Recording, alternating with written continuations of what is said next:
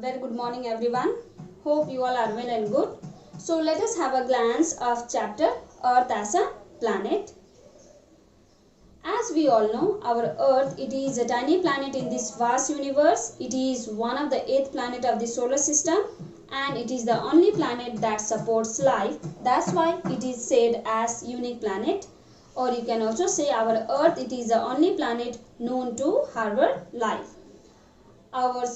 Our Earth lies in a solar system and this solar system lies in a spiral galaxy which is known as Milky Way, and this Milky Way, it is made up of billions of stars which look as if they have been sprinkled into the night sky. Our Earth, it is the 5th largest planet and it is the 3rd nearest planet to Sun. After that, we have discussed about the realms of the Earth, or you can also say the Earth sphere. Realms of the Earth or the Earth sphere. Our Earth composed of 3 spheres, that is atmosphere, lithosphere and hydrosphere. Atmosphere, lithosphere and hydrosphere. Atmosphere, it is also known as sphere of air. Lithosphere is also known as sphere of rocks, and hydrosphere, it is also known as sphere of water. So, interaction of these 3 spheres makes biosphere. Interaction of these 3 spheres makes biosphere. After this, we have discussed about the shape and size. The shape of the Earth is spherical, or you can also say oblate spheroid, which means flattened at the top and bulging at the equators. Means flatten at the poles and bulging at the equator. Then we have discussed about the proof of the Earth's shape. There are numerous evidences which prove that the shape of the Earth is spherical. The first evidences which prove that the shape of the Earth is spherical is sunrise and sunset. If our Earth would have been flat, then every places of the world would have sunrise and sunset at the same time. So the variation of time in sunrise and sunset prove that the shape of the Earth is spherical. And the second evidences which prove that the shape of the Earth is spherical, it is all celestial bodies are spherical. So as we see, the celestial body like sun, it is spherical in shape. Another celestial body that easily we can view from the Earth, that is moon, it is spherical in shape. Other planet, they all are spherical in shape. So hence our Earth also belongs to the same family, same system. So there is no any evidences that prove that the shape of the Earth is flat. Horizon is circular. So when we view our horizon, or when we view the horizon standing at the deck of a ship, we see the horizon is circular. This proves that the shape of the Earth is spherical. And lunar eclipse also proves that the shape of the Earth is spherical, as the shadow of the Earth casted on the moon is always circular. If our Earth were flat, then the shadow of the Earth casted on the moon would not be circular. And the aerial photography also proved that the shape of the Earth proved the curvature of the Earth's surface. So these are the evidences which prove that the shape of the Earth is spherical. Now we have discussed about the Earth as a home of mankind and the condition that exists here. So why our Earth is a home for man? Distribution of land and water, it is one of the important conditions that supports life on Earth. As we see our globe carefully, it gives us a number of outstanding points which reveals the distribution of land and water in the northern hemisphere and in the southern hemisphere. As we see in the northern hemisphere, the number antipodal arrangement of land and water which keeps our Earth in a state of balance. So what do you mean by antipodal arrangement? The arrangement of continent and ocean, that means the arrangement of land and water is in such a way that land on the other side of the Earth is balanced by a water on the opposite side of the globe. Once again I repeat, what do you mean by antipodal arrangement? The arrangement of a continent and ocean is in such a way that land on the other side of the Earth is balanced by a water on the opposite side of the globe. Our earth lies in a state of balance because of the antipodal arrangement. Because of the antipodal arrangement, the distribution of land and water is uneven or unequal, but they lies in such a way that the land on the northern hemisphere are balanced by the water bodies of the southern hemisphere. You can also see the Arctic Ocean in the northern hemisphere and the Antarctic Ocean of the southern hemisphere, they lies opposite to one another. It proved that our earth lies in a state of balance because of the antipodal arrangement. Second condition that supports life on earth, it is biosphere. Now let us discuss the second condition that supports life on earth, that is biosphere. Biosphere, it is composed of three spheres: atmosphere, lithosphere and hydrosphere. The interaction of these three spheres, atmosphere, lithosphere and hydrosphere, the interaction of these three spheres, atmosphere, lithosphere and hydrosphere, makes biosphere. Biosphere, it is also known as the home for mankind because it supplies all the essential requirement of life needed by all the species living on earth, like light, heat, water, food and a habitat and a place to live in. That's why it is known as the home for mankind. Biosphere, it is also known as sphere of life because it supports life. So, it was Australian geologist who defined biosphere. He was the first person to use the word biosphere. He defined biosphere as a sphere of living organism or biological process. A sphere of living organism or a biological process lying at the interface between the atmosphere, lithosphere and hydrosphere. It is a biological process lying at the interaction of atmosphere, lithosphere and hydrosphere. And biosphere and ecosystem, they are similar to one another because biosphere and ecosystem are known as evolutionary system because most of the living thing, almost all the living thing evolve in biosphere and ecosystem. What do you mean by ecosystem? It is a biological community of interacting organism and their physical environment. That means interaction of biological community and the physical environment.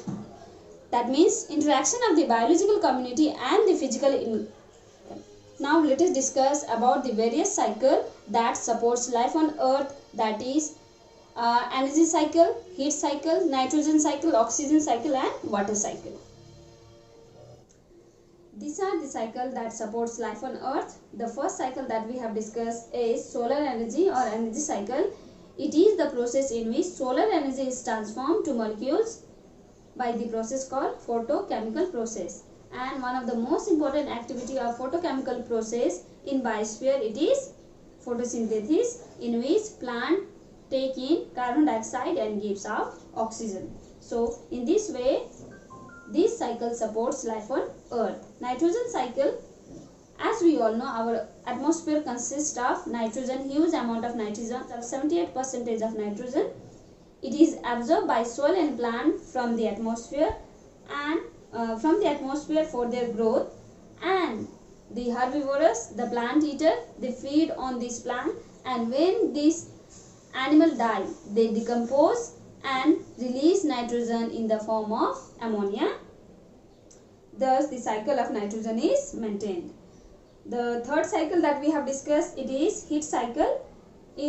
Insolation, the incoming solar radiation which is received by the earth, and the terrestrial outgoing radiation which is radiated by the earth. So heat cycle continue. The incoming solar insolation received by the earth, some portion of it, only 45% of it received by the earth, and rest all it is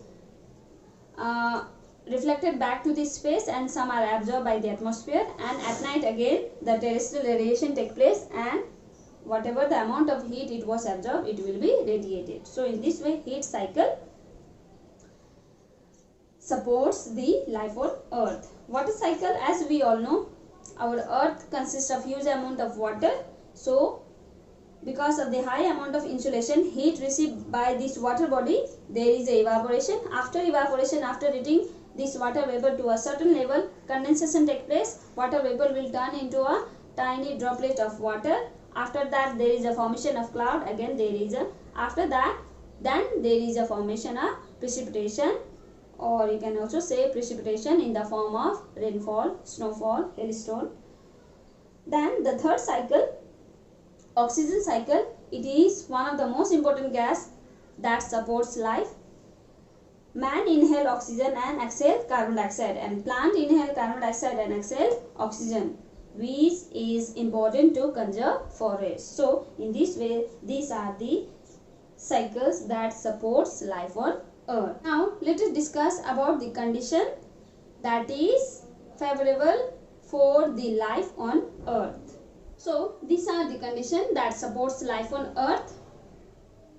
The most remarkable features of earth, it is the only planet that supports life, or where the life exists. So these are the favorable conditions. The first condition is distance from the sun. As we all know, our earth, it is the third planet with respect to the distance from the sun. It is neither too close to sun like that of Mercury and Venus, nor too far like that of Uranus and Neptune. Hence, it receives a favorable amount of heat is needed by the life to live on earth. The second condition that supports life on earth, it is presence of atmosphere.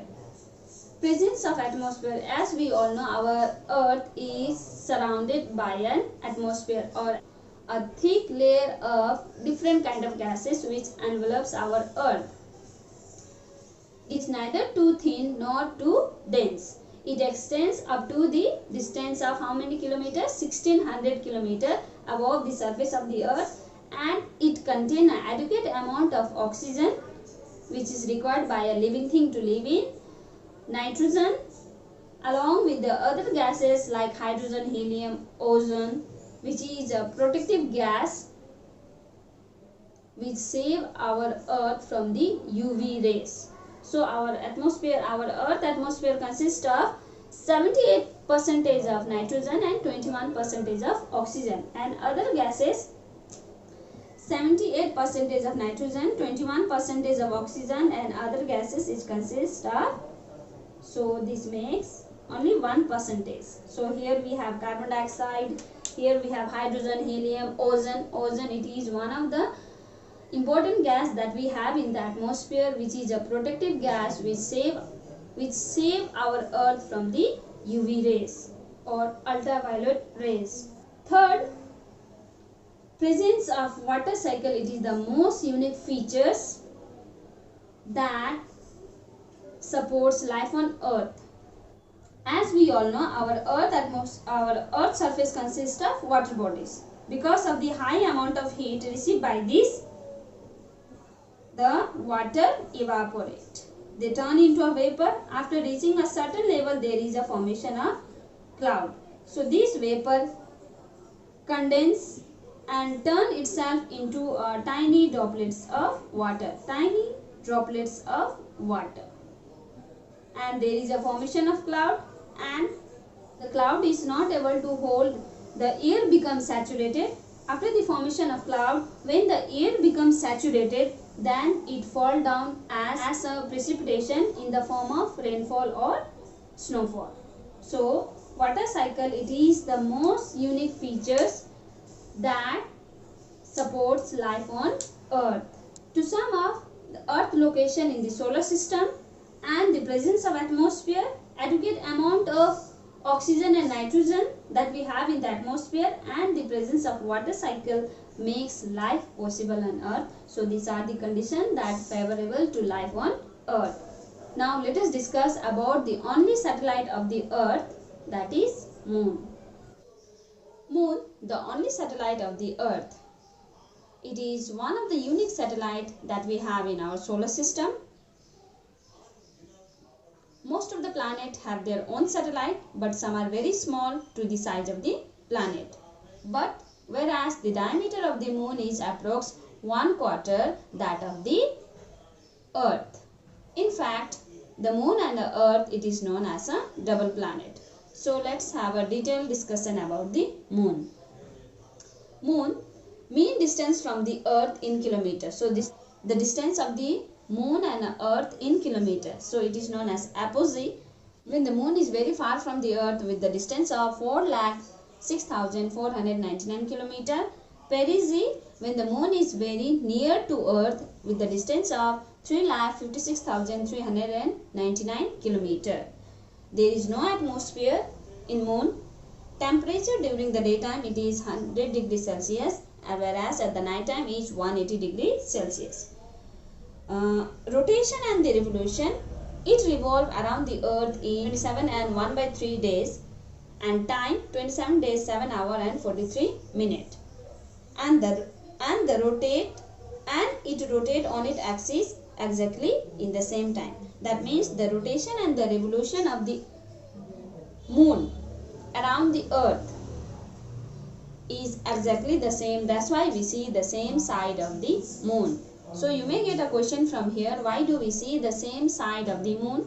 Because the rotation of the Moon on its axis and the revolution around the Earth is exactly the same time. That's why we see the same side of the Moon from the Earth.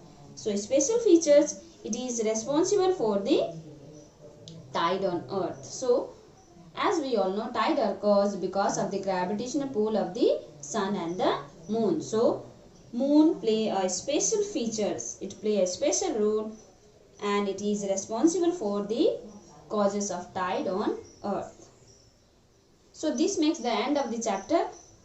Till then, stay home, stay safe, take care.